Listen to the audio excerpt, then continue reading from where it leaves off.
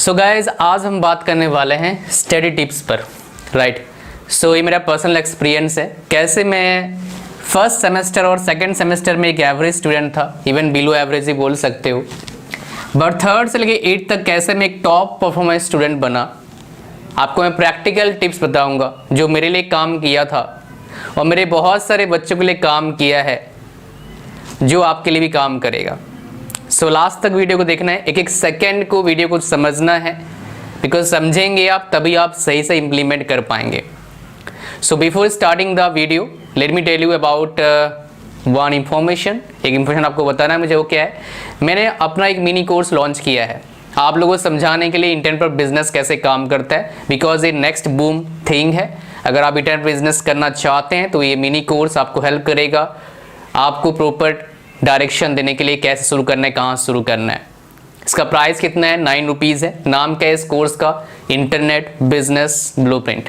इसका लिंक कहाँ मिल जाएगा बाय करने के लिए? डिस्क्रिप्शन में मिल जाएगा, राइट। तो गाइस चलिए चलते हैं। और आपको एक कोर्स लेना चाहिए अगर आपको इंटरनेट पर बिजनेस करना है। कोई भी कर सकता है, कॉलेज वाले स्टूडेंट कर सकता है, जो पढ़ चुके हैं वो भी कर सकते हैं, कोई anybody can do this, right. अब टॉपिक पर वापस आते हैं हम। देखिए क्या है, फर्स्ट सेमेस्टर और सेकेंड सेमेस्टर मैं एक बिलो एवरेज स्टूडेंट था, मैं बोल सकता हूँ, बट थर्ड से लेकर 8 सेमेस्टर मैं टॉप परफॉर्मर था। मतलब थर्ड से 8 में कम से कम मैंने 6 बार ही होता है, तो 5 बार मैंने ब्रांच टॉप किया था। एक बार ब्रांच टॉप नहीं किया था, बस 3 नंबर में पीछे रह गया था। जो टॉपर था उससे कुछ प्रॉब्लम आ गया था इंटरनल मार्क्स के चक्कर में। नाउ यूनिवर्सिटी में भी पोजीशन लाया मैंने, राइट, अच्छा खासा पोजीशन। उसके बाद आपका कॉलेज टॉप भी किया था मैंने, राइट। और मैंने अपने कॉलेज से, मेरा प्राइवेट कॉलेज था, मोर देन 70,000 स्कॉलरशिप लिया था कैश। और लगभग थर्ड से लेके 8 सेमेस्टर तक हर साल मुझे किताबें फ्री मिलते थे। एक लाइब्रेरी का कोटा था, लेकिन सारा किताब मेरे को फ्री मिलता था। पढ़ना था और वापस कर देना था नेक्स्ट सेमेस्टर। और सबसे बड़ी बात, मुझे कोई पैसा नहीं लगाना पड़ा रीअपियर्स का फॉर्म भरने के लिए, ट्यूशन लगवाने के लिए, नो नेवर, राइट। तो क्या क्या टिप्स लगाया मैंने आपको बताऊंगा। तो मेरे को याद है मैं फर्स्ट सेमेस्टर और सेकेंड सेमेस्टर में इतना अच्छा पढ़ाई कर नहीं पाया था, बिकॉज मुझे पता नहीं था how to study engineering, study कैसे करना है इंजीनियरिंग को, उसी के बारे में बात करेंगे। आपके सामने बताऊंगा मैं तरीके से। तो जब भी आप फर्स्ट और सेकेंड ईयर में, सेकेंड सेमेस्टर में रहते हैं, आप जो पढ़ाई करते हो 70 to 80% जो पढ़ाई होता है वो +2 पर बेस होता है, मतलब 11th and 12th पर बेस होता है,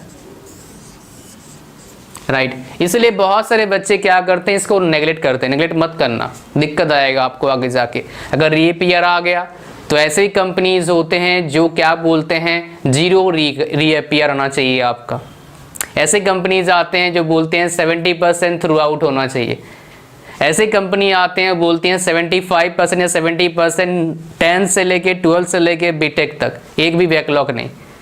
तो अगर मान लो आपका रीअपियर आ गया या फिर परसेंटेज थोड़ा कम आ गया, तो आप उस कंपनी में एज ए फ्रेशर बैठ नहीं सकते। किसी अगर आ चुका है तो टेंशन मत लो, एक्सपीरियंस के बेस पर जा सकते हो, लेकिन वो लंबा रास्ता है। अगर आपका कंडीशन अभी है कि मैं शुरू कर रहा हूँ, तो भाई वो लंबा रास्ता के लिए क्यों काम करना है? जो आपके सामने सब सिंपल रास्ता है उसको ही फॉलो, उसके लिए ही काम करो ना। कहानी समझ में आया क्या बोला मैंने? आई होप से गेटिंग मी। तो आपको जब आप जाते हैं फर्स्ट सेमेस्टर में, आप सबसे पहले मैं टिप्स बता रहा हूँ क्या करेंगे आप। पहला जो मैंने मिस्टेक किया था वो बता रहा हूँ आपको। क्या करने हैं आपको, अपने सारे जो पैटर्न है आपके एग्जाम के, राइट, पैटर्न को अच्छी तरीके से समझो। ये अक्सर मिसिंग रहता है कॉलेजेस में, देखा हूं मैं, लेकिन ये होना चाहिए। ओरिएंटेशन प्रोग्राम कम से कम 7 डेज का होना चाहिए, जिसमें क्या हो बच्चों को समझाया जाए कैसे पढ़ाई करना है, क्या प्रॉब्लम आता है, क्या मतलब हर चीज़ बताया जाए। तो पहले आपको पैटर्न को समझना है, पहला। दूसरी बात, ये प्रोक्रेस्टिनेशन होता है, मतलब काम को टालना होता है। बिल्कुल नहीं टालना है कोई काम। आज जो काम मिलता है उसको आज ही करो, राइट। जो मैंने टाला था बहुत सारा काम। तीसरा, असाइनमेंट मिलता है, असाइनमेंट को कभी दिमाग बंद रहे कॉपी मत करो। असाइनमेंट को कभी म्यूजिक सुनते हुए मत लिखो, असाइनमेंट हमेशा क्या करो, आप लिखो खुद से, लाइब्रेरी में जाओ, थोड़ा सा एफर्ट डालो। हो सकता है आपके दोस्त आपके मजाक उड़ाएंगे, लेकिन कोई बात नहीं, आप कुछ नया सीख रहे हैं। जिसको मजाक उड़ाना है उड़ाना दो, कोई बात नहीं, आप अपना एफर्ट डालिए। बिकॉज आपके घर वालों ने आपको भेजा है कॉलेज क्या करने के लिए, कुछ सीखने के लिए, ताकि उसके बेस पर आपका फ्यूचर अच्छा हो पाए। आपका फ्यूचर अच्छा होगा तभी तो आपके मम्मी पापा के भाई साहब ख्याल रखोगे, नहीं तो कैसे ख्याल रखोगे आप, राइट। अच्छा, next 4th number, very very important. ये 3 चीज़ें तो है वेरी वेरी इंपॉर्टेंट। वो क्या है, ये मैं बता रहा हूँ क्या मैंने मिस्टेक किया था, मैं आपको आगे बताऊँ क्या ऐसा करा कि मेरा ट्रांसफॉर्म हो गया इस चीज़ में, एक ही सेमेस्टर में कैसे हुआ आपको बताऊँगा। नेक्स्ट, क्या ध्यान देना है आपको, मैंने जो मिस्टेक किया था, क्लास टेस्ट। जब भी क्लास टेस्ट होता है आप अच्छे से आप क्या करिए, परफॉर्म करिए, राइट। क्लास टेस्ट में बिल्कुल आपको नेगलेक्ट नहीं करना है, बिकॉज जो असाइनमेंट होता है, क्लास टेस्ट होता है, उसका आपका अटेंडेंस होता है, इसके बेस पर आपके इंटरनल मार्क्स लगते हैं। और इंटरनल मार्क्स लेना आसान है as compare to external, right. External में थोड़े मार्क्स कम आते हैं, सबके हैं, तो इंटरनल मार्क्स जो थोड़ा आसान है आपके लिए, जो थोड़ा इजी है आपके लिए, तो उसको क्यों छोड़ना है, जो करना पड़ता है कर लो, आगे काम आ जाएगा। कहीं तो बोलोगे भाई इतना मेरा परसेंटेज था, कुछ तो बोलोगे ना, कुछ तो रहेगा, राइट। तो ये चीज़ें हो गया, क्लास टेस्ट को अच्छे से, ये 4 चीज़ें मैंने मिस्टेक किया था फर्स्ट और सेकेंड सेमेस्टर में। तो अब देखो क्या हुआ, मैंने एग्ज़ाम दिया और एग्ज़ाम देके मैं घर जा रहा था, बिकॉज मैं नॉर्थ इंडिया में रहता था, पढ़ाई कर रहा था, और मेरा घर था ईस्ट इंडिया में, तो ट्रेन से जा रहा था। मैं सोच रहा था यार मैं क्या कर रहा हूँ, मैं बहुत सारा मिस्टेक कर रहा हूँ लाइफ में। रिजल्ट आया, बेकार रिजल्ट, अच्छा नहीं, राइट। अब देखो क्या है ना, अब बहुत सारे बच्चे क्या करते हैं, अपने घर वालों को बताते हैं, पापा जी मेरा रिजल्ट ख़राब हो गया, मुझे नहीं पढ़ना है, मेरे से नहीं हो रहा है। अरे पापा तो ना पढ़ेंगे, पढ़ाई तो आपको करना है। आप ज़रा सोचो, आपके मम्मी पापा कितने सपने देख के आपको भेजे थे कॉलेज कि मेरा बेटा पढ़ाई करेगा, मेरा बेटा इतना नाम रोशन करेगा। अगर आप वो नहीं कर रहे हैं तो कहीं ना कहीं भाई साहब आपके घर वालों की गलती नहीं है, आपकी गलती है। That is your mistake. उस मिस्टेक को आप थोड़ा सा एडमिट करो पोलाइटली, और जो आपकी गलतियां थे उनको सुधारो, पहला। दूसरा, जो आपके अंदर कमी है जिसकी वजह से आपके मार्क्स अच्छे आ नहीं पा रहे हैं, आप अच्छा समझ नहीं पा रहे हो, उन कमियों को धीरे धीरे करके क्या करो, निकालो अपने से। संगत अच्छे बनाओ, संगत अगर अच्छा होगा, जो कुछ लाइफ में बनना चाहते हैं, लाइक माइंडेड पीपल होंगे, तो कुछ नया सीखने को मिलेगा अच्छा, जो आपके काम का होगा। संगत अगर बेकार होगा तो आपको क्या सीखने को मिलेगा, उल्टा पुल्टा चीज़, जो आपके लाइफ को खराब कर सकता है। कहानी समझ में आया, कुछ बोला मैंने? ये चीज़ों को ध्यान देना, ये बहुत इंपॉर्टेंट लाइफ में। छोटी छोटी चीज़ें आपके लाइफ के परफॉर्मेंस को बहुत ज़बरदस्त इंप्रूव कर सकती है। तो आगे बढ़ते हैं हम। इन चीज़ों पे मैं काम तो करा, मैंने इस पर धीरे धीरे काम करा। क्लास टेस्ट में मैं थोड़ा सा अच्छे मार्क्स लाना शुरू कर दिया, थोड़े थोड़े एफर्ट डालना शुरू करा, राइट। अब देखो मैंने क्या करा, वेरी इंपॉर्टेंट। अब देखा मैंने क्या करा, 3rd सेमेस्टर में मैंने सारे अपने वीक चीज़ों को, जो जिसमें मैं वीक हूँ, उन सारे चीज़ों को एक पेपर पर लिखना शुरू करा कि मेरा किसमें वीकनेस और कैसे मैं, क्या सोल्यूशन हो सकता है, राइट। बिकॉज सोल्यूशन सबको पता होता है, बहुतों को लगभग पता होता है, नहीं पता था किससे पूछो, टीचर से पूछो, बता देंगे। तो मेरे वीकनेसेस देखा मैंने, मुझे पता नहीं है कैसे लिखना है एग्जाम में, how to write in the examination. तो मैंने क्या करा, एक टॉपर के कॉपी को देखा मैंने, राइट। मैं देखा सेम नॉलेज है, जो मेरे को आता है उसको वो भी आता है, लेकिन उसको ज़्यादा मार्क्स मेरे से आ रहा है बिकॉज उसको पता है how to write in the examination. मुझे पता नहीं, मैं सेम टू सेम उसी को देखा, मैं समझ गया ऐसे पैटर्न को फॉलो करना है, उसको सुधार दिया मैंने पहले ही क्लास टेस्ट में। सुधारते ही जिस टेस्ट में मेरे को 20-25 मिल रहा था आउट ऑफ 50, 35 मिलना शुरू हो गया आउट ऑफ 50, मतलब 10 नंबर का सीधा फर्क आ गया। मतलब बिलो एवरेज से आप ठीक ठाक वाले बच्चे बन गए, सिर्फ एक प्रॉब्लम को सॉल्व करके। मतलब 25-20 आ रहा है, पास जस्ट हो रहा है, 35 लाएगा, मतलब समझ रहे हो क्या बोल रहा हूँ, 40 से 70-75% ला रहे हो, तो टीचर के आइज में आ जाओगे ना कि चलो ये ला रहा है, अच्छा समझ पा रहे हो क्या बोल रहा हूँ मैं। तो एक चीज़ मैंने इम्प्रूव करा। दूसरा, मैंने देखा आप मेरा हैंड राइटिंग अच्छा नहीं है, राइट। अभी भी जो फास्ट लिखता हूँ तो हैंड राइटिंग मेरा अच्छा नहीं होता है। तो यार हैंड राइटिंग क्यों मैंने देखा अच्छा नहीं है, मेरे टॉपर देखा जो कर रहा है उसका हैंडराइटिंग अच्छा है मेरे से, मैंने हैंडराइटिंग इंप्रूव करना शुरू करा। अब बहुत सारे बच्चे बोलते हैं सर बुढ़ापे थोड़ा इंप्रूवमेंट होता है। अरे होता है, मैं आपको सिंपल ट्रिक बताऊंगा, इसको मैंने इंप्लीमेंट किया था, मेरा हैंडराइटिंग कम से कम 20% इंप्रूव हो गया था। मेरा हैंडराइटिंग ये जो देख रहे हो ऐसा नहीं था, बहुत बेकार था राइट। तो कैसे इंप्रूव करा? हैंडराइटिंग इंप्रूव करने का 2 सबसे बड़ा तरीका है। ये क्या है? थोड़ा स्लो लिखना शुरू करो, स्टार्ट राइटिंग स्लोली। हैंडराइटिंग बेकार क्यों होता है? बिकॉज हम बहुत फास्ट लिखते हैं, we write very fast my dear, that is handwriting हमारा खराब होता है। तो थोड़ा सा स्लो लिखना शुरू करो, देखना हैंडराइटिंग इंप्रूव हो जाएगा। अगर आप इंग्लिश मीडियम से नहीं है तो आप मेरे से ही लिखते होंगे, बिकॉज मैं भी एक सरकारी स्कूल से पढ़ा हूँ सारा कुछ। तो आप क्या करेंगे, ऐसे एक एक लेटर को अलग अलग लिखना, थोड़ा अच्छा लगेगा देखने में। और कोई लेटर देखो जो आपका खराब है, जिसमें आप अच्छे से लिख नहीं पाते, उसको प्रैक्टिस कर लो आप, पहला टिप। दूसरा टिप, आप पेन को देखो, आपका हैंडराइटिंग पेन वाइज डिफरेंट होगा, बिकॉज आपके जो उंगलियां हैं ये डिफरेंट शेप के और डिफरेंट साइज के होते हैं। तो आप देखो कौन सा पेन से आपको लिखने में मजा आ रहा है, उस पेन को आप बाय करो और उससे लिखो। कैसे पता लगेगा? 5-7 पेन खरीद लो, हर पेन से एक वीक लिखो, आपको खुद पता लग जाएगा कौन सा पेन ज़्यादा आपके लिए कंफर्टेबल है। मैं जब कॉलेज में पढ़ रहा था, मैं हर पेन को टेस्ट कर देखा, 2 रुपये वाला पेन मेरे लिए बेस्ट था, मैंने उसको लिखना शुरू किया, मार्क्स भी अच्छा है, मार्क्स 10% 15% बढ़ना शुरू हो गया हैंडराइटिंग इंप्रूवमेंट होने के वजह से। बिकॉज टीचर जो पढ़ाते थे पढ़ पा रहे थे। जब मैं खुद टीचर बना, बहुत सारी कॉपीज चेक करा, तो मेरे को ही मतलब देखो कॉपीज चेक करना, हम क्या चेक करते हैं? आपका हैंडराइटिंग चेक करते हैं, एक बार लिखने का तरीका चेक करते हैं, फॉर्मूला चेक करते हैं, 2-4 लाइन पढ़ लेते हैं, या फिर आपका क्या होता है डायग्राम चेक करते हैं। सारा कैसे पढ़ेंगे? एक कॉपी में कोई नहीं पढ़ते हैं सारे, मैं भी नहीं पढ़ता था, लेकिन हमें आइडिया लगता था कौन अगर बच्चा लिख रहा है हमें पता लगता कि ये सही में लिख रहा है, क्या लिख रहा है, ये पता लगा, देख के पता लगता था, उसमें गड़बड़ी कभी नहीं। मतलब मैंने कम से कम हजारों कॉपीज चेक करे, ऑब्जेक्शन आज तक नहीं आया कि मैंने कुछ गड़बड़ी करा है, ऐसे फटाफट राइट। चलो, सो 2 चीज क्या कर सकते हैं, आपके हैंडराइटिंग को इंप्रूवमेंट कर सकता है। और सबसे इंपॉर्टेंट क्या होता है? कंटेंट, कि आप जो पढ़ाई कर रहे हैं क्या पढ़ें एग्जैक्टली। बिकॉज किताब में इतने लंबे लंबे होंगे, भाई लंबे लंबे तो हैं, लेकिन आप पढ़ के क्या करो, आप खुद का नोट्स बनाओ। बहुत सारे बच्चे क्या बोलते हैं, पीडीएफ दो। अरे पीडीएफ से आपका पढ़ाई नहीं होगा, किसी और का पढ़ाई हो रहा है, नोट्स खुद का बनाना पड़ेगा। अब इंजीनियरिंग में क्या पढ़ाई, नोट्स कैसे बनाना है मैं आपको बता रहा हूँ। कुछ चीज़ें आपको पूछना है उस टॉपिक के बारे में अपने आप से, तो आपका लगभग 80% पढ़ाई हो गया। पहला क्वेश्चन क्या पूछना है, कोई टॉपिक पढ़ रही हो, व्हाट पहला, दूसरा हाउ मतलब कैसे काम करता है, हाउ इट वर्क्स, तीसरा प्रोज मतलब advantages and cons disadvantages, and चौथा पढ़ क्यों ना हो भैया, कहाँ इसका यूज है, मतलब एप्लीकेशंस।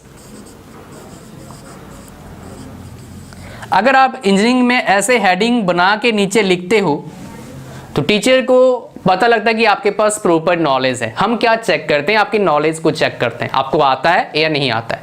कई क्या करते हैं, पूरा पैराग्राफ बना दिया, कोई हेडिंग नहीं डाला, टीचर बता है यार खिलाई पुलाव पका रहा है, इसको नहीं देना मार्क्स, अच्छा राइट।